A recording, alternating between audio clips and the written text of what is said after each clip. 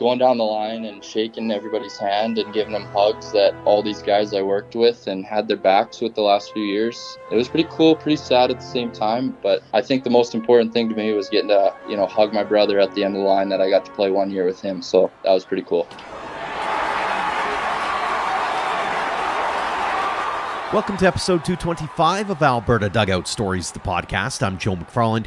It all comes down to this. A championship is on the line this weekend in Lethbridge as the Canadian College Baseball Conference season comes to an end. It feels like the regular season just flew by, but the Alberta teams surely made an impact. Prairie Baseball Academy finished on top with a 21-11 record, with the Edmonton Collegiate Hawks and University of Calgary Dinos finishing third and fourth respectively. But it's anyone's game come the final weekend, and one player who can attest to that is Jacob Honke. The EC Hawks infielder is heading into his last collegiate games as he's set to graduate from the University of Alberta with an eye on becoming a strength and conditioning coach, something he's doing already with Taylor Burns at Absolute Human Performance and AHP Academy. Honke, who hails from Red Deer, joined us recently to talk about being a veteran presence heading into championship weekend, the evolution of the Hawks program since he first started, and what it means to have family with him both on and off the field. Jacob, thanks so much for joining us here on the podcast. Happy to be on. Thank you. The regular season is over. The championships are here. How excited are you to get the weekend going? Very excited. We've got a great group of guys here in Edmonton, so looking to do some damage going forward here. What did you learn during last year's playoff run that you hope you can incorporate into this year's championship weekend? I think just playing with that adversity, losing to VIU in game one there, and then going through the losers bracket, we kind of just took exception to that and said this isn't really the team that we really are in game one there, and just kind of played with nothing to lose going into the next two games and took out the other two teams before we faced PBA there, and just looking to use those two wins as kind of just like motivation that a group of guys that we had last year could do this, and we had a better year this year, a lot of great players that hopefully we can do a little bit more this year. You're one of the savvy veterans on the team as well. What's your message been to those younger guys who are just getting their feet wet when it comes to CCBC playoff action? Just to expect that every team is in it to win it, and every single game is just one snapshot of it, that it's not really a marathon. We don't get a 4-game series to kind of just play it out, or a 7-game series, sorry, but that we got to from first pitch be ready to go, and that there is no time to dig yourself a hole and then dig out of it. So just be ready, that every team's going to throw their best at you, and we're going to be doing the same thing. So yeah, just be ready to go. Looking back on this regular season, now that it's all in hindsight, it feels like it just started yesterday, to be honest with you. But how are you going to remember this past season? I'm just going to remember it as like I made a lot of great friends this year. We had a really good competitive group that, this is probably the most talented ball team I've ever really been a part of. So being able to contribute whatever I could whenever we needed it, and just going, wins are more important than personal accolades, that I really just wanted to finish this year, with the ring on my hand. So, just kind of take it piece by piece and enjoy every single moment. You mentioned the talent. I mean, the team finishes 17-15 for third place, which is crazy when you think you're just a couple of games over 500, and here you are on the upper part of the standings. How impressed are you with how this team has developed, not just from the beginning of the season to the end of the season, but also the program itself from when you first started at Edmonton Collegiate?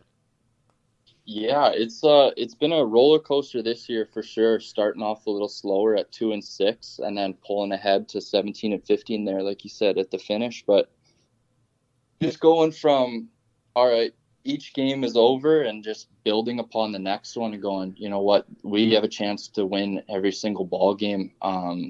It's been huge for us going, we've got the talent, we've got the competition, the competitive edge that we can really beat anybody. And stemming from last year, like we had a group here, we kind of just got some guys together and said, like, let's be really competitive, but to build upon what we did last year, that little bit of success, and translated over to this year, we can just see the steps growing forward and everybody's maturing, and hopefully we can carry that into next year and continue this success. I've talked to a few players about this, especially coming out of COVID. How much of a challenge was it to kind of get back into what I've referred to as the cadence of a year? This, as you mentioned, it's not a marathon. It is kind of weirdly a sprint, and not a lot of guys are used to that. So now that you've had a couple of years under your belt, how much of that played into being able to kind of build upon the success of last year, but also have some more success this year? Yeah, it is a sprint. So, I mean, just being ready to go from game one, using whatever preseason game you have, or, kind of inner squads or lives, just being ready. Cause like it does happen fast. You play 32 games in just over 2 months, then, it's championships. So just, being really competitive and, eager to get after it is just really important right off the hop. On a personal level, you and I were talking off air about your role on the team. Not an everyday guy, but certainly a guy who's going to be there for some stability. And also, as a fifth-year guy, you play into the really big part of the leadership role. How much of that was weighing on you in terms of making sure that you provide that guidance and that leadership and make sure that those younger guys are set up for success, not just this year, but in the following years to come as well? Yeah, so that was one of my big goals coming into this program, was to just end up being one of the leaders right from like my first year here, is just going, you know what, we've got to build a culture here, hold discipline, but also just being somebody that guys can talk to outside of the ball field with school and work and jobs and all that sort of stuff. And just being somebody that, like, I want to do things the right way. So if they can see that and go, oh, maybe he's doing it this way, then maybe that's how we do it here. And that was one of my big goals, is just going, I want to be competitive every day. I show up ready to go, go about things the right way, and just leave that with some of the younger guys, so that after I'm gone this year, then they can carry that into next year going, we work hard every day. We don't move our feet in the box. We're going to be gritty, grind out at bats, look for dirt ball reads and all that sort of stuff. Is just develop a culture and leave it behind, and leave it with those young kids who I'm sure are going to do a great job with this program going forward. Whether it's Jake, whether it's Ray, how much easier was it having guys like that at your disposal, in your corner, to be able to develop that culture? Oh, it was huge. I mean, Jake from day one said that, like, building a culture here is his number one goal last year. So working with him, as well as the leadership group on the team, some of the older guys who were around with that ECBC group way before the ECH, we just said, this is how we used to do it, and then blend that with how Jake and Ray want to do it this year, going, we will be gritty, we will work hard, and show our best and be competitive every single pitch. So working with those guys, they set a very clear standard, and I think it was pretty easy to work with them going forward as our leadership group, going, these are the rules and these are how we're going to do things, and it was very clear. How much of it as well is sort of looking at the other veteran teams around the league? I look at PBA specifically, but even Okanagan and some of the other successful programs around the league. If you're going to beat it, you got to beat it. You can't, try to do things a whole bunch differently. Exactly. Yeah. They set a pretty good standard of how they do things. They're very professional with the way they go about it, and their recruiting and all that sort of stuff. So, mimicking it, but also doing it our own way is very important to us. We've got a pretty good program up here in Edmonton. I'm pretty proud of it and what it's turned into, that I think, eventually here, ECH is going to be right alongside those names in the league as the place to be. Undoubtedly. Was it weird this past weekend being a part of senior day? Walk us through the emotions of kind of seeing and maybe realizing that this collegiate career is coming to a close. Yeah, it was pretty surreal. It's a little sad, obviously a little bit happy. I'm pretty proud of what I've been able to do here the last few years, but going down the line and shaking everybody's hand and giving them hugs, that all these guys I worked with and had their backs with the last few years, it was pretty cool. It was pretty cool, pretty sad at the same time, but I think the most important thing to me was getting to, hug my brother at the end of the line that I got to play 1 year with him. So that was pretty cool. Very cool. Had you thought much about how your time with the Hawks was winding down prior to the weekend, or was it very much business as usual? And then, you kind of, it almost sort of takes you by surprise that, hey, you're here at day 32. Yeah, exactly. It did. It caught me by surprise. I didn't think I'd be that emotional coming to the clubhouse that last day there. It was business as usual. It was, we need 2 points every single day, and we need these wins. We need to score runs. So that was the only thing on my mind. And then when my family got there and it was Seniors Day, it took a little longer to get off the field that day for sure.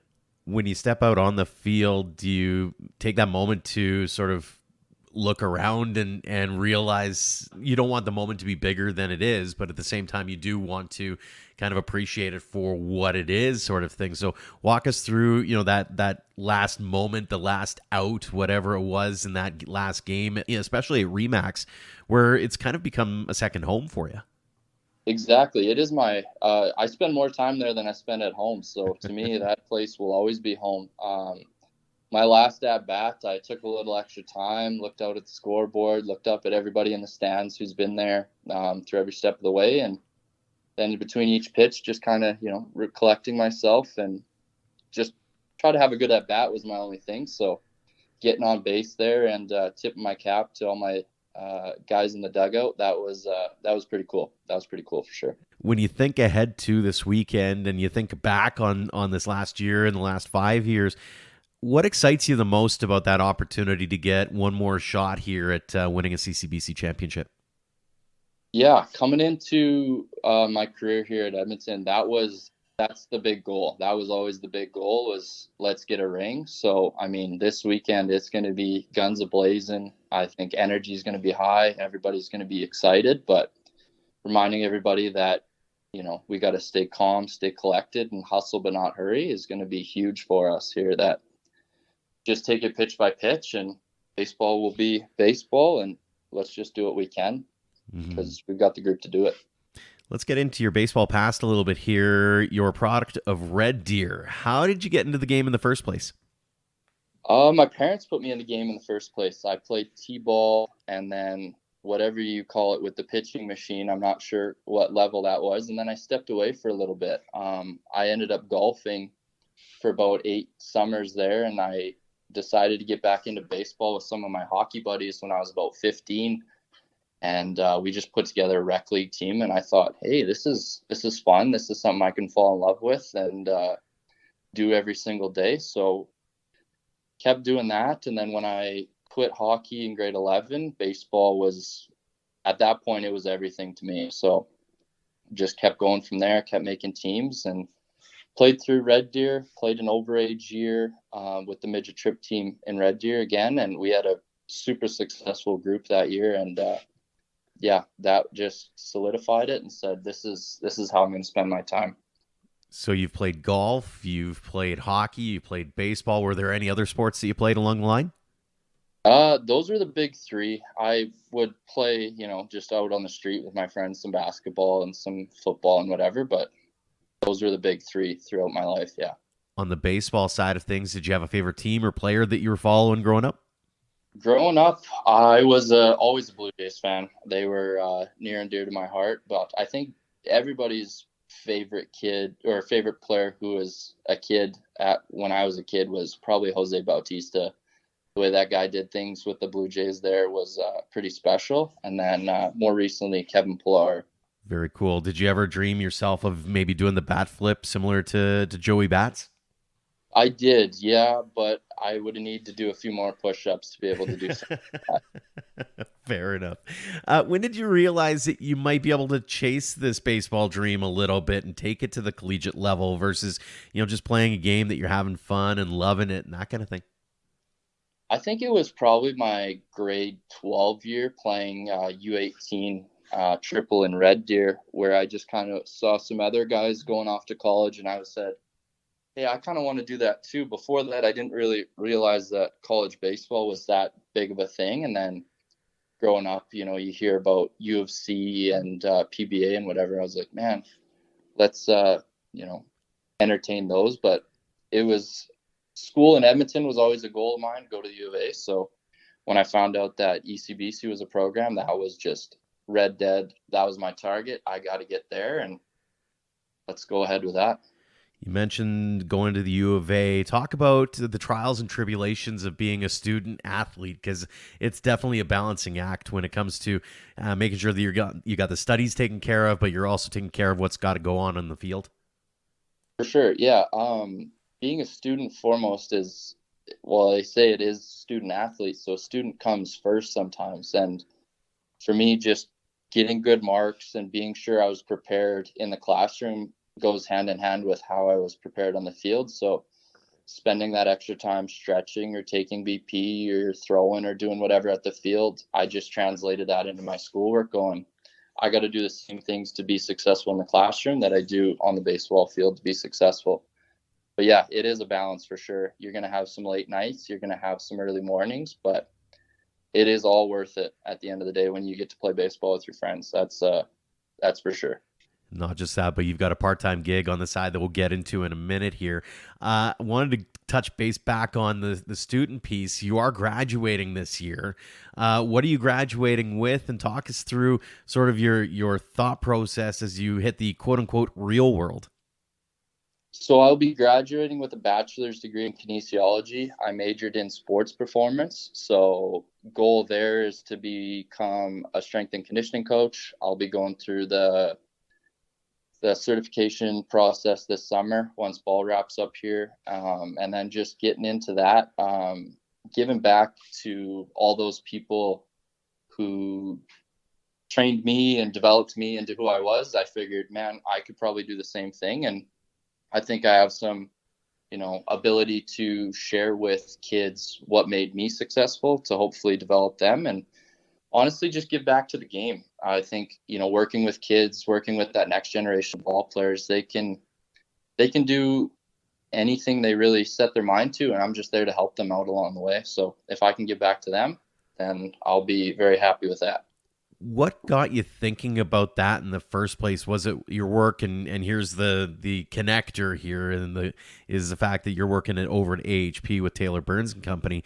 Was it your work with them, or how is it that you found yourself looking towards that line of work?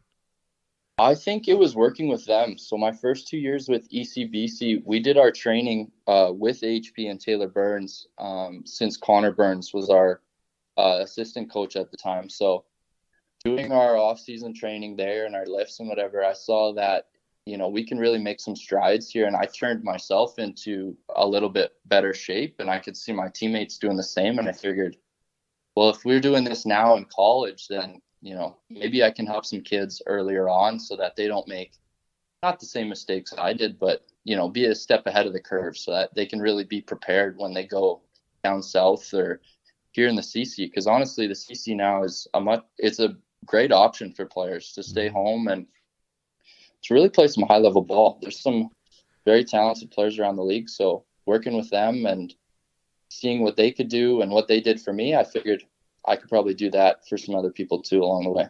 You mentioned the home piece. What's it been like for you being able to play at a park that's, a couple of hours down the road from Red Deer? It's got the history that Remax has, and you get to have family and friends really nearby and that kind of thing.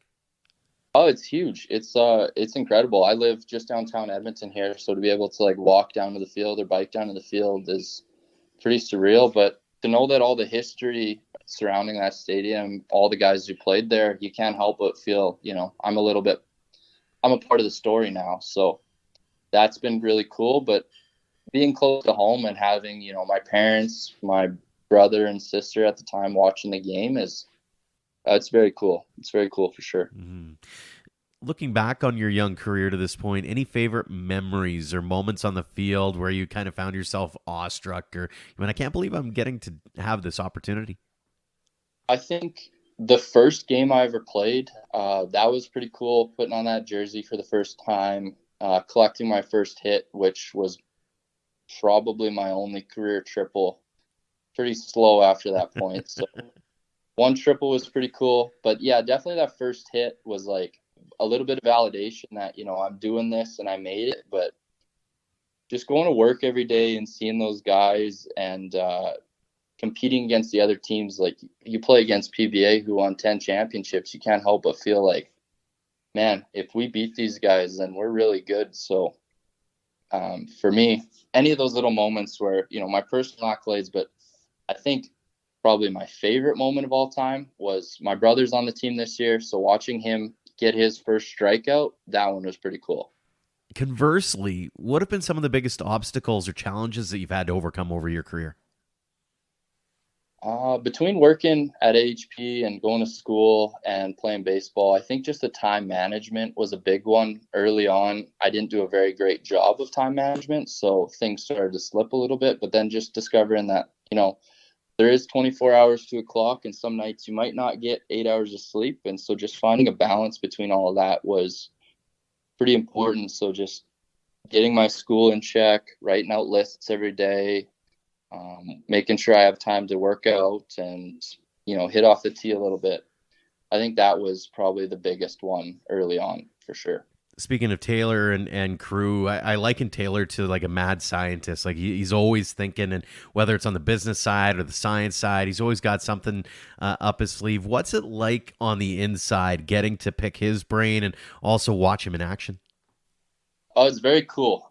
If you watch him go to work, he's very analytical. You can always see those gears turning inside. So it's very cool to see him work with people and think about things, but also like him sitting down and talking with me. It helps me understand what I need to be doing at the same time. So I think using him or having him as a mentor early on in my coaching career, I think that's pretty cool to take what he does and maybe even put my own little spin on it and how I do that. So it's very neat.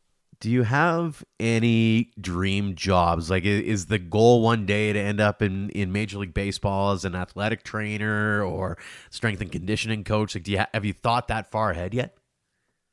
I'd be lying if I said I haven't thought that far ahead yet. I think it would be pretty cool to end up in the pro system with any baseball team. Honestly, I love hockey just as well. So like working with hockey teams or baseball team at the pro level, collegiate level, I think would be pretty neat as a strength coach. But even in the collegiate realm, we went down to Arizona this fall for our spring trip, and we got to watch an Arizona State game, and watching them go about things, go about their business and their athletic trainers and their training philosophy and all that sort of stuff too. I think anything in that realm would also be pretty neat. Absolutely. A few more for you here, Jacob. First off, when you think back on your time, especially with Edmonton Collegiate Hawks, and you think about the opportunity to play at Remax, what's it meant to you to be able to be a part of that program?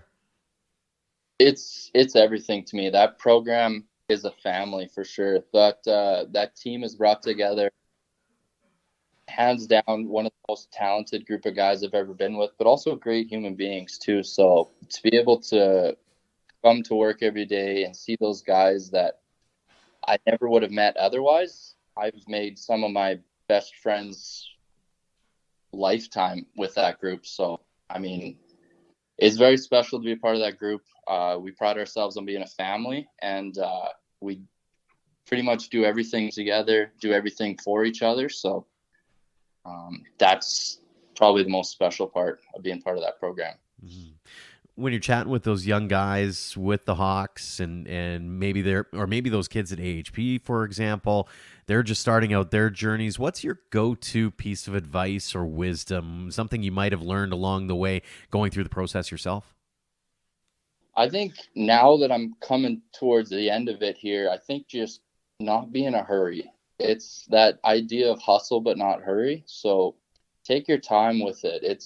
Nothing's ever going to come overnight. It's not going to be something crazy that happens, within 2 weeks. But our mantra this year was trust the process. So, I mean, just using that idea of trusting the process, that it's not rushed unless you make it rushed. Mm-hmm. Probably very important. But at the same time, like, take time to savor those moments, where you get your first hit, or you make your first out, or you make a very cool play that, it's going to go by very quickly. So if you can say what you got, then I think that's pretty important. Absolutely. Final question for you here, Jacob. It's one we ask everybody. What does this game of baseball mean to you? It's everything. Baseball is everything to me. It's always on TV. I'm drinking out of a Chicago Cubs cup right now. I mean, it's on my mind every single night. I think about, approach or hitting the curveball, or did I stay down on that ground ball at practice today? But it's just everything. All my teammates are family. Those guys, they know they can call me whenever they need. They can text me. We always go out for, dinner together. We went mini golfing earlier on in the year. Like, it's everything. All the friendships, all the teammates, the coach, it is my life. So it's going to be huge to not play every day, but my goal is to stay around the game as long as I can, because if I can do things just like Ray Brown, stay around baseball forever, I think I'll be pretty happy that way. Pretty good example of what you can do with a lifetime of baseball, that is for sure, Jacob, and a great goal to aspire towards. Congratulations again on a great collegiate career, continued success wherever the path takes you next. And again, thank you so much for joining us here on the podcast. Thank you for having me. I appreciate it a lot. Thank you. Thanks again to Jacob Honke for joining us this week, and thanks to all of you for downloading and listening. A reminder that the CCBC Championship weekend goes Thursday through Monday in Lethbridge, and we will have updates and stories for you when a champion is crowned. A tip of the cap as well to our Platinum supporters for all they do for us and for baseball in Alberta. The Okotoks Dogs and AHP Academy have been outstanding partners in helping us cover costs and tell our stories. If you'd like to join our roster of sponsors, head to albertadugoutstories.com/supporters. Until next time, thank you for all of your support online, on social, and on air of Alberta Dugout Stories.